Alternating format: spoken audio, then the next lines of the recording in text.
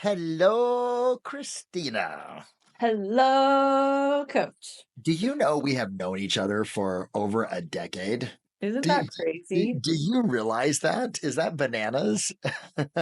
We're waiting for everyone else. Look at Nino looking good in the hood, bro. Like, that's called commitment right there. Like, right? Is being there. Hey, is Nazar going to be here today? No, he's in an event in Cincinnati with Chris Shannon. Oh, cool. Okay, good. Good, good, good. Awesome. If you guys would please turn on your cameras. I've got such a banger today for you guys. Like such a banger for you. I do want to ask you guys a question really quick. I've been talking to Nazar. How many of you guys see that this market as interest rates continue to actually soften and get better, and the economic like future begins to look more robust, and consumer confidence increases? How many of you guys recognize that there's going to be an amazing opportunity of a lot of buyers coming to the market? Do you guys see that? Yes. Okay. I was talking to Nazar and Christina. One of the conversations we have, we're running a. I just want to run this past you guys just to get a feel for it. Um, we're running. It's called the Ultimate Buyer Course on Wednesdays. Right. It's led by someone that scaled his business from 18 million to 227 million, primarily with buyers. Nazar and I were talking. He's like, "Oh, I'm concerned that they're going to be overtrained." How many of you guys would want to be in, like, if Nazar and I came out with a way for you guys to all attend it on Wednesdays from 12 o'clock to 1 o'clock? How many of you guys would want to do that? Would see value in it? Like to be able to actually have like training on from someone that went from 18 to 227 million. Yes, on buyers. Would you guys like that? Yes, yes, yes. Okay, cool. All right, good. I just wanted to get a pulse on that from you guys that you would use it. Okay, so in the chat, just say yes. I know there's 18 of you guys here right now. Just if it's something that you would see value in, just say yes, and then that gives me the chance to be able to go back to Nazar because he did have a concern, like, oh, I don't want them to be overtrained, but I wanted to hear from you guys if it's something that you would see value in. Yes, but earlier in the day, sorry, Joanna, it's already set for the time, but it is recorded and you will be able to go back and watch it if it is something that you want to do. Okay. Doug and Joan, I think you guys are, that'd be rad. Okay. So today, I want to, what's up, barbecue? BBQ in the Idaho. Oh, dude, you make me so happy to see you, brother. I hope you know that. I want to talk to you guys today, because the topic is how to be able to add 25% to your production. And honest to goodness, guys, it's one simple move.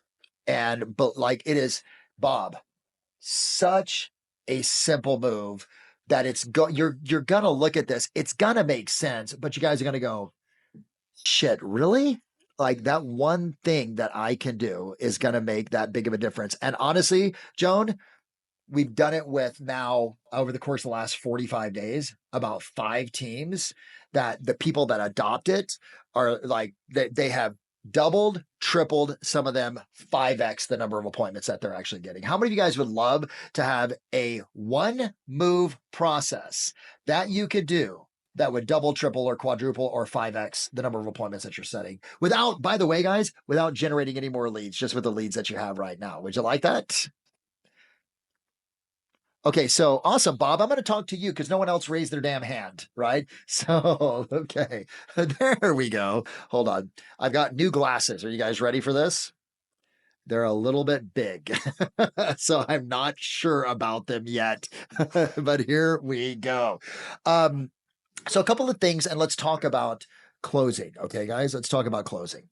Um, I believe there is a fundamental component to closing and setting more appointments. How many of you guys want to set more appointments? Because appointments are the currency of your business, right, guys? Like that. If you want to measure a great real estate business, it's how many appointments is that agent going out on with buyers and sellers. Now, by the way, what we're going to work on here today is for both, right? It's going to work with buyers. It's going to work with sellers as well too. But here's the number one thing, and I actually, You guys are going to get, hey, Christina, this PowerPoint is going to come over to you in a PDF. Like, it's probably going to, this will be a 2-call series. Is that fair enough, guys? Like, so this isn't going to be a 1 call and we're done. It's going to be a 2 or 3 call series on you being able to actually convert more leads over to appointments, right? Which is the name of the game. So hold on one second. And there it is. It says 5 and closing. So take a look at this. And I just want you guys to write this down if you would, please. Write down the first component to you becoming a great closer is belief. Belief. Closing for me, Bob, closing equals belief. Now, let me explain this to you guys a little bit, right? Obviously, on a future call, what we'll talk about, Christine, is how do I get Sardinia? Sardina? Is that Italian? Greek? Sardina, it's Portuguese. It's Portuguese. Yeah. Obrigada. So, Me, my Italian, my name before I got married was Agnesini. Agnesini, I love it. Good. Are you from Brazil or are you from Portugal? No. My husband's side, that's the Portuguese. My father was Italian, and he's passed away now. My mother did too. I was looking at you going, you do But my not look father was like. Italian, and my mother Welsh. I was like, you don't look Brazilian and you don't look Portuguese. Like, you I look look the Italian. Welsh. I look You're like Italian Welsh. Yeah. Okay, so check it. Sorry about that. Sorry for squirreling on you guys for a moment. So check it out. Obviously, there's a belief that you have to have in yourself. We'll talk about that in a future call. But here's the main thing is this. Like, when we talk about closing, Bob, comes down to, do you believe in the market right now? What do I mean by that? Do you believe that this market, right, is the time to buy or sell? Do you, because if you don't have that belief, there's no way you're going to convey the level of influence that you need to have. Does that make sense, guys? Okay. Like, check it out. Alicia, I wholeheartedly, from the bottom of my heart, with all of my soul, believe the next 45 to 60 days are going to be the best times for a buyer to actually buy a house, right? Across North America. Why is that? Because rates are in the high to mid 6s again. Yes. Now, granted, we're popping at 6.7, 6.8, right, guys? 6.7, 6.8. But where were we, Sandy, just 2 months ago? 7.1.15, right? You know what I mean? We're much higher. Right now, I'm like, oh, it's juicy. It's good. And also, we've had the highest number of mortgage applications for purchases come in the last 4 years, in the last 30 days. That tells me it's about to get competitive. Does that make sense, guys? You know what I mean? Like, it's about to get competitive. But I got a 30 to 45 day window before all of those mortgage applications become active buyers in the market, which means inventory is still a little bit higher. I still have negotiating power. I have lower interest rates. I have larger inventory. I have more homes for my buyers to choose from. Hell yes, let's go, right? On the sell side, right? Okay, those other listings haven't quite come to the market. There's going to be a bulk of more listings come to the market as interest rates drop down and the rate lock actually opens up and more sellers come in, but it's going to get gobbled up really fast. So I look at this and that belief that I have, which is based upon data, right? And guys, I'm not going to bore you because I've already showed it to you before. Actually, screw it. I'm going to show it to you. Okay, because I need you guys to see this. I need you to be sold the way that I'm sold. Can you guys tell? Hey, Bob, with this passion, belief, do you see why it is that it's easier for me to close on someone? Because I believe wholeheartedly, right? And because of that, it comes across as energy. It comes across as certainty. And I want you guys to write this down. Write down, I sell certainty. Is that not what we sell, Christina? Like, in the end, Sardinia, we sell certainty. If I am not certain that this is the best time for them to buy, if I'm not certain that they're going to get upward appreciation in equity, if I'm not certain that rates are going to come down, right, then there's no way that they're going to buy into what I'm recommending that they do, which is what we need to do. Now, check this out, guys. Rates are coming down and they're going to be in the 6.3s. Buckle up. It's happening. Every single one of my insiders are telling me it's happening. We're in this, by the way, guys. If you felt a little pause in the market the last week to week and a half, it's because consumer confidence has dropped down. Does that make sense? We actually, and this isn't just my qualitative perception. The consumer confidence index dropped from 100.1 down to 92.5. Okay, over the course of the last 30 days. Why is that? Why do you think that is? Anyone? Bueller? I was gonna type tariffs, all of the Got things it. going on. Tariffs, recession, Doge, right? Like we can just keep going. Didn't they say it's the lowest it's been in the last 10 years? What's that? Oh, consumer. The TCP. Yeah, totally. Like it's low. You know what I mean? And that's normal when there's a shift of what's taking place. Now, Scott Bassinet, does anyone know that name? He's our Secretary of the Treasury. I have a interview. Actually, I'll give it to you guys. Here's the prompts for you to actually use. You need to watch this. It's the podcast is called All In. If you go to YouTube and you just type All In, ALL, new word in, Scott Bassinet. It's two guys that run a financial and economic podcast. It's really good. But they interview Scott Bassinet. He lays out this economic plan of what's really taking place, guys, right? That when I got done, and for some reason it popped up, like I was doing shit around my house. You know, have you guys ever had like, I keep YouTube playing, like YouTube motivational stuff. I was watching some stuff on AI. Does anyone do that besides myself? Like when you're tooling around the house, like I don't want to watch like all the other shit that's out there. So excuse my language, but so I keep like motivating and inspiring things on, or, educational. And for some reason this popped in, right? I think it's because I follow them. And it's an hour and 13 minutes. They laid out, and by the way, education, because people have fear, right, guys? And when you're closing, you have to offset fear. Do you guys get that? I want you to write that down. Closing has to offset the fear that people have. Is there some fear in the market? 100%. How do you overcome fear? You overcome fear by doing two things: education and time. Education and time.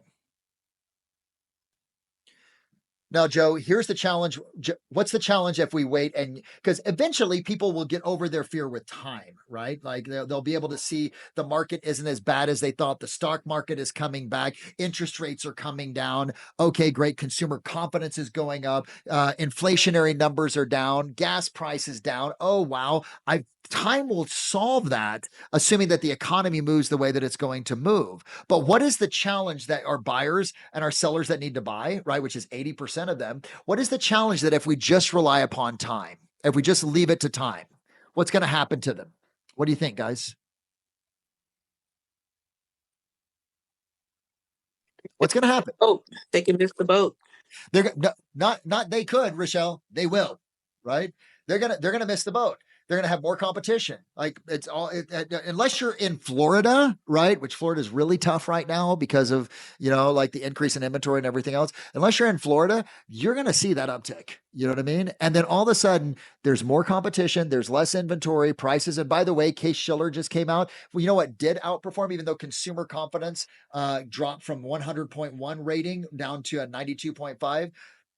The home value pricing actually went up, right? So we went up from 4.5 to 4 or 4.4 or 4.2 to 4.56, right? So prices are going up. So Rochelle, what happens is if we rely upon time, we're putting our buyers in a position where they could be priced out of the market, or they're going to pay more for the same thing that they could get for less. So we can rely upon time, and for many people, that's it. But here's number two. The second way that we offset fear is by education. Okay? And an educated mind is going to make more intelligent decisions. That's why I've been on you guys 15 minutes a day, 15 minutes a day. Now, you guys want a cheat code? Oh, how many of you guys ever played video games before? You like cheat codes? You know what cheat codes are? Plug this in. Cheat code makes it easier. Use ChatGPT to give you the data that you need. Go in, continue to do I'm going to look at Housing Wire. I'm going to look at Altos Research. I'm going to follow Keeping Current Matters. I'm going to do all that stuff. But once a week, go into Chat GPT and say, hey, Chat GPT, using Altos, here's the prompts. Using Altos, research on YouTube, keeping current matters, Housing Wire articles, and Logan Mohtashami, spell it however you want, Chat GPT will figure it out. Logan Mohtashami on Housing Wire Daily. Give me a narrative on how the market is going to perform in the next 6 months. And then it will go and spit it out for you. Okay. That gives you talking points with your clients. Does that make sense? It gives you talking points. If you want to take it even further, Alicia, guess what you do next? Create an email for me with this data that I can send out to my buyers. Create an email for me that I can send out to my sellers. And if you want to make it hyper local, you say, hey, for Christina, I always forget that it's Eastvale. Yeah. So I would go hyper local and say, show me data that supports that the Eastvale market is going to be moving on an upward trend over the course of the next 6 months. Right. And then I could create an email out of that as well, too. If I want to take it one step further, right, this is how I'm using AI right now. Like, this is a great leverage point. Then I guess what I say, Sandy, I say, create a question-based script to use with my leads to follow up and educate them on the changes in the market. Create a question-based script that uses this data to educate my clients and leads to move them forward to set an appointment. And use, I'd add this prompt, and use NLP. What's NLP? Don't worry about it. NLP is neuro-linguistic programming, which is the science of influence and persuasion. Okay. Don't worry about the light comes on and how electricity gets there. Just know that you turn the switch and it happens. You do that. And by the way, I would do one more. Create a video for me to use on Instagram or social media to be able to educate my clients. Isn't that rad, guys? That right there, like, that's how you should be using Chat GPT, right? Is to be able to actually, because now I have an email I can send out. I have a question, I have a dialogue that I can use with them that's based upon the most recent information and data. And I have a video that I can shoot once a week. Do you guys see the power of that? Yes or no? Okay. And oh, by the way, guess how much time that will take you? 5 minutes. That'll take you like legit 5 minutes.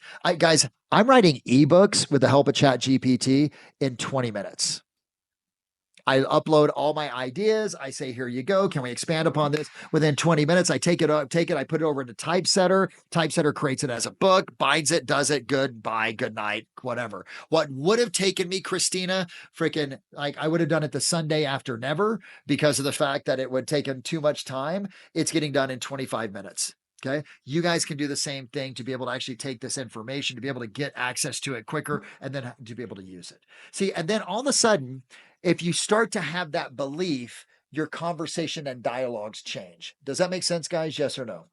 Yeah, like the urgency that you have, you're like, oh shit, you got to do something right now. You're standing on a train, Mr. Cow. You're like cow in the headlights, man. I got to get you off the train or else you're going to turn into hamburger, right? Okay. And so that conversation and that dialogue, right, has much more urgency to it. Okay. So cool. I got 12 more minutes. Any questions on that? Because I unloaded a bunch on you guys, right? Any questions, comments, concerns, hallucinations, clarification? Nope. Okay. Let's go next. So, next. Do you guys know a company called Follow Up Boss? How many of you guys use FUB? Okay. FUB has become pretty much the industry leader in terms of CRMs. You know, FUB, Sierra, Lofty, et cetera, whatever, regardless of what you use. So we're partnered with FUB, just that you know, with Dan and FUB. We're also partnered with Ylopo, right? Okay. Ylopo has a sales coach, Christopher, called Maverick. Okay. For those of you that aren't familiar with Maverick, it basically will analyze your calls, tell you how you did, rate that call, and tell you what to change. It's amazing. Okay. It's artificial intelligence, which is brilliant. Now I'm not pitching Maverick. I'm setting it up so you know what we did. We took 48,000 calls of agents with their permission, obviously. 48,000 calls, and we did an analysis, Bob. And what we analyzed was two things. Analyzed a bunch of things, but the two main things were this. Okay. Number one, what percentage of the time these were lead follow-up calls? Does that make sense, guys? These were not initial prospecting calls. These were follow-up calls with people that they've talked to before, right? That they were following up to try and get the appointment. On average, we looked at two things: ask rate, acceptance rate. And I want you to write that down. Ask rate, acceptance rate. 48,000 calls. You know, Christina, how long this would have taken us, Sandy, to be able to do this in the past? Like a year. Would it take, like, with humans doing this, and it wouldn't have been completely accurate, and who knows, you know, like, but it would have taken a year. It took us like literally 7 days. Okay. Like, to be able to get all that information, to curate the information and have it over us. The ask rate on average for the average agent was less than 10%. That means out of 100 conversations with leads, Bob, they ask less than 10% of the time for the appointment. Okay. Now, here's the crazy thing. Alicia, I know everyone here is thinking, I do better than that. I'm better than that. I ask more than that. I'm going to call bullshit because I'm going to use a funny example for you guys. You guys ever seen one of these on Instagram, TikTok, whatever it is? How many of you guys have ever watched stupid shit on Instagram and TikTok? Like, you just like end up going, oh man, oh no, did I really watch that? Oh shit. And now you're in the algorithm and it sends more of it to you. Heaven forbid you think it's funny and you like it. And then now you're really in the algorithm. So I was watching these, they do it for both men and for women, where they ask them, what do you think you rate yourself on looks on a scale of 1 to 10? Have you guys seen any of these? And the dudes are like, I'm a 9. And you're like, no, bro, you're a 6. You know what I mean? Or the girl is like, you know, like, I'm a this. Now I know, check it out. I know that's like sort of inappropriate or whatever, but there's a point to this. Human beings think they look better than they do, and they think they drive better than they drive. Real estate agents and salespeople think they close more than they close. Make sense, guys? They just think that we think we close more than we close. Now watch this. That's 10%. 100 conversations, 10%. Next to acceptance rate, write down the normal acceptance rate on an ask is 10% as well too. 9 to 11 is the range. So if I'm Christine, Joan, if I'm normal, I'm going to have 100 conversations with leads and I'm going to get one appointment. 10% of the time I ask, right? That's 10 asks. 10% of that time, the acceptance rate is a yes. That's one appointment. Okay. All right. Hey, guys, that's a lot of work. I don't know about you guys. How many of you guys would like, without having to do any more work, double and triple your appointments? Say aye. Here we go. This is the simple move. Are you ready? Okay. So we continued after we got the initial information back. We took a group and we said, all that we want you to do is increase the number of times like that you're going to ask on, like, not that you're going to ask multiple times, but just that you're going to ask for an appointment on every single call. And it doesn't need to be elegant. It doesn't need to be amazing. Some of them were like, do you want to get together? Which is a horrible close. Some of them were like, I have time on Monday or Tuesday at 4, which is a better close. Some of them were much better, right? What we found was this. Even, listen carefully, Bob, even increasing the ask rate, the acceptance rate stayed the same. It didn't drop. That was my concern, Christine, was that we're going to ask more and we're going to see that acceptance rate drop, but it didn't. It held steady. Okay. So now watch this. You guys ready? Simple, easy move. Even if you never worked on your skills and didn't improve your acceptance rate, watch this.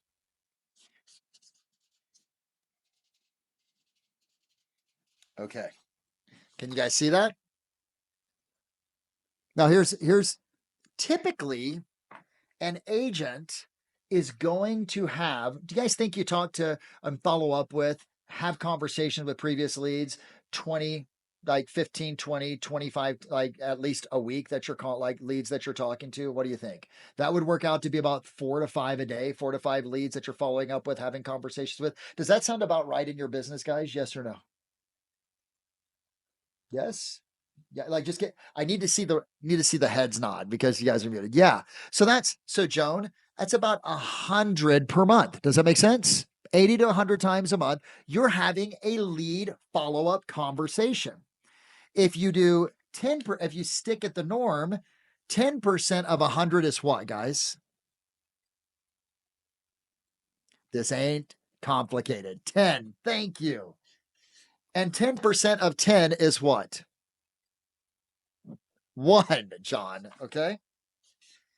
If I go with the norm, I'm going to get 1 appointment, 2 appointments maybe per month. Make sense, guys? Okay. Off of that.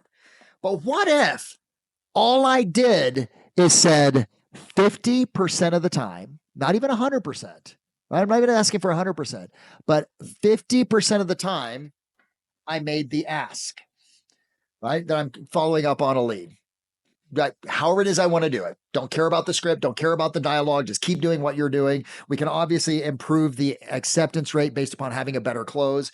But now I'm 50%, 50 asks. What's 10% of 50, guys? 5.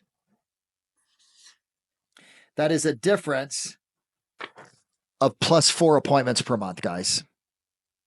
Just by doing one thing. Now, we proved this, Wailopo, Maverick, and myself, in running this with teams.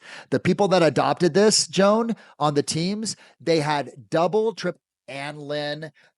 We could go Lane Reed, Omar Gonzalez, Katrina Hunt, Janelle. I could go through all of them that are just like that. We've done the last 30 days working with them on this. They're like, holy shit, I have tripled the number of appointments. I go, have you changed your clothes? No, I'm just doing what I normally do. I'm just making sure I ask on every single call for the appointment. I go, you do it all the time. Now, here's the beauty of this, Alicia.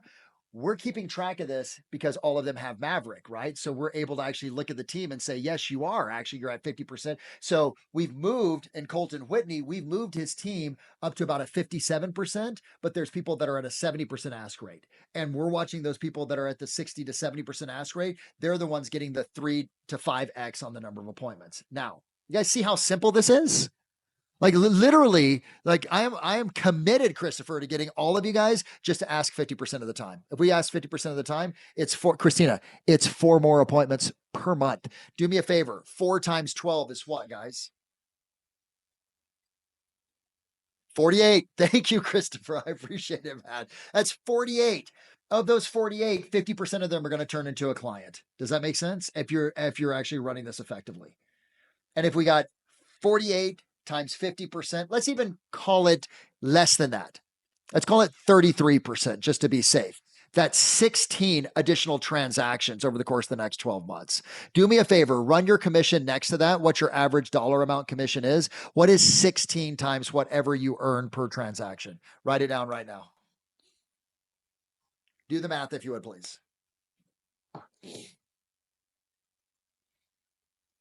Hey, Christina, if we have some fun, we do it for every single agent count on 5, and that's missed opportunity. Sardinia, what is that number?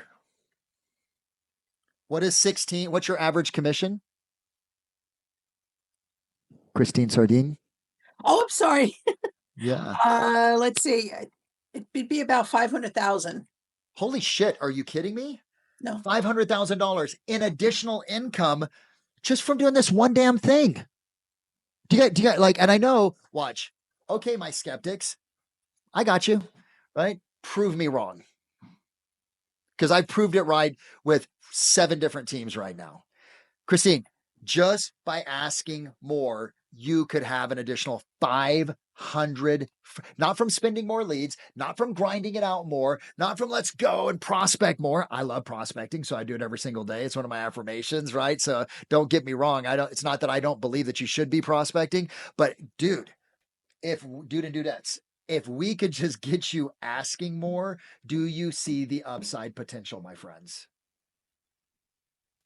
It's so simple, is it not, guys? So here's the game. Ready? I got 2 weeks before I see you guys again. I'm going to send over to Nazar and Christina the 24 closes that you can use. Because I've got 24 closes. Because you got to think about it. Why don't we ask? Oh my gosh, what if they say no? Okay, cool. If they say no, guess what? You are in the same exact position that you were before asking. You don't have an appointment. You didn't lose anything, right? And most likely, Joe, Ernesto, what's going to happen is if you ask and they say no, they're going to give you their situation or their objection, and they're going to give you more insight. You will walk out of that conversation with more insight for that client to be able to actually serve them and answer them or educate them some more. Does that make total sense, guys? Very rarely, Rochelle, are they going to go, F you, you're an a-hole, right? Never call me again. They're just going to say no. And you're going to go, okay, cool. In the same position that I was.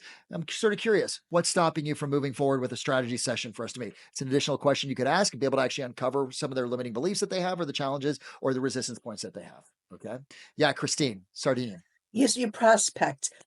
What do you do? Do you make calls? Do you use like espresso agent or something to get all like maybe expireds or for sale by owners, neighborhood search? I was always a big fan of, especially right now with the market being what it is, depending upon where you are in the country. I think right now is a great time for expireds, whether that's utilizing Red X or gosh, what's the other one? I have a relationship with them. Mojo, You, espresso agent. no, it's not Espresso Agent. So it's Red X. Oh shit. It's Ren Jones's company. I'm having a 52-year-old moment right now. That's really awesome. And you guys get to witness it as I cannot remember.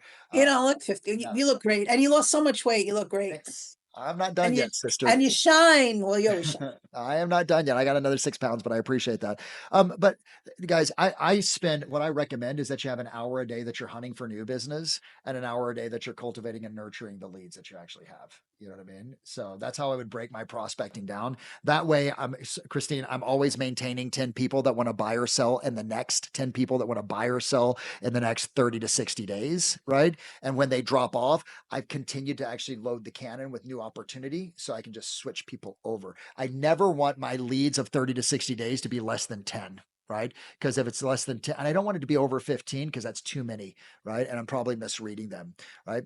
But look, it doesn't matter if you got 10, 20, 30. If you ain't going to ask, you're wasting your time. Why make the effing call if you're not going to ask for the appointment? You know what I mean? And by the way, I'll share. I know we're over a little bit. I'll share like anyone over Garden Grove, California is? My mother-in-law's from there. Okay, cool. So don't be offended when I call it Garbage Grove, right? That was my first. My mother-in-law's from there. No. I love it. My first, Bob, my first listing presentation was for my aunt, right? Okay. And that was my very first one. I was young. I better have got that one. I think they gave it to me as mercy. The second one was in Garden Grove with the trans, right? Like that was their name, the trans, not trans like we know it now, trans like Vietnamese, right? So just want to be clear. And so I went on that presentation and literally, you ever been on a presentation where you're like, they hate me? Have you ever felt that where you're like, oh my God, they want to kill me. They hate me. Oh geez, Pete. And literally, Alicia, like they were like not talking to me. They'd look at me and they'd sort of like stare. Two engineers. That was what it was. Right. And here I am, this high expressive freaking salesperson, young, excited, energetic, etc. And she would look over and she would talk to him. God, what was her name? Nguyen Tran, I think it was. Anyway, she'd look over at him, she'd say something, Bob, and then they'd stare back at me. And literally, I'm like, oh my God, they hate me. I can't do this. I'm not going to be a great agent. Like all the bullshit drunk monkey stuff that goes on in your head as you're a newer agent. It's still sort of there.